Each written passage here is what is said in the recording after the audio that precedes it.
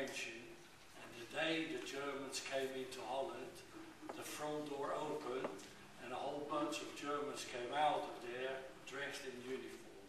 They were already sitting there waiting to come into Holland. Let me see now. The Germans used to come and have razzias.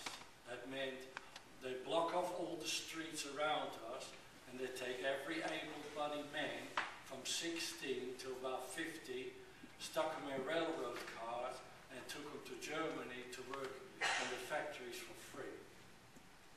And when they used to come to my house, my mother used to get leaflets, German leaflets, and a picture of Hitler, and set it on the table, so they thought we were on their side. And you had to be very careful, because there was always one guy with the soldiers that could speak Dutch. So he could listen what we said, you know. So my mother always used to talk very, don't be nasty to the soldiers, they're good people and whatever you got, you know. We had no electricity, no water, and no food. What we did for the last 18 months of the war, we used to go to a place and they gather all the food what they could, and you had to stand in line with a little pot, and then you got 3 or 4 spoonfuls of soup. Everything was always soup. Everything was cooked together, so now and then you could see a little piece of meat floating in. When the razzias were on, my duty was to go to the toilet downstairs in the hallway. My brothers, I'm the youngest one, I've got 8 brothers older than me. And we used to open the trap door, and the carpet was nailed to it, and then they used to go underneath in a box underneath the house, and then I'd close it off, and I had to sit on the toilet to wait for the German soldiers to come in. They came in, and then they looked in the door, and they saw me sitting on the toilet, and they said, "Oh, go ahead." So, when I used to come home, there used to be 3 or 4 people sitting in the corner of the living room with a little suitcase, and the ladies used to have their handbag, you know, maybe with their jewelry, or don't know what they had in it. But they never told me who they were till after the war. They were Jewish people who came to our house. We were a halfway house. And then in the evening when it was dark, the field behind us, my brother used to walk them across to another house.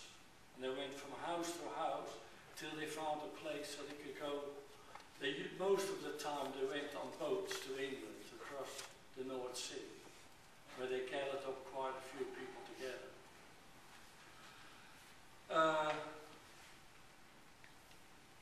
The Germans used to put stencils on people's homes where they had well water, because they didn't trust it, because otherwise the other water probably would be poisoned.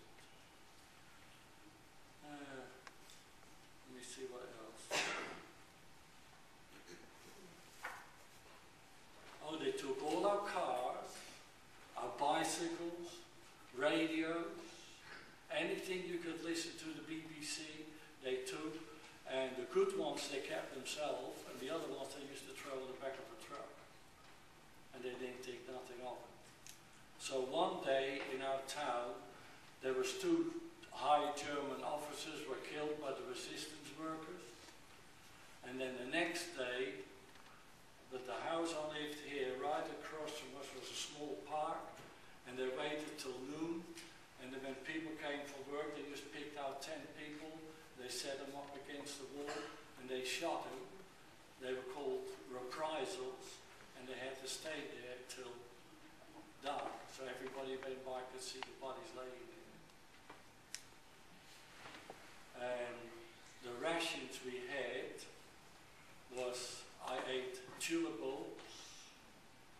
It may sound funny, but they tasted quite good. We used to cut them in half, get the yellow center out because that was poisonous, and then we dry them slightly, crunch them up in an old coffee grinder, put a little bit of water with it,